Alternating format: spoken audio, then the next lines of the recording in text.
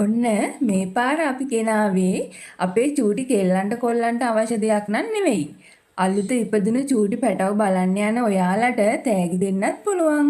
චූටි පැටව වින ආදරණීය අම්මලාටත් ගොඩාක් වටින දෙයක් තමයි මේ. විශේෂම දේ තමයි මේ පාර අපි ගෙනාවේ අඩි 6යි අඩි 6.5 වගේ ලොකුම ලොකු සයිස් සේෆ්ටි ප්ලේ මැට් එකක්. මොකද චූටි ඉඩක් දනගාන පෙරලෙන චූටි පැටියෙකුට නම් මදිනේ අනතුරු වෙන්නත් පුළුවන්.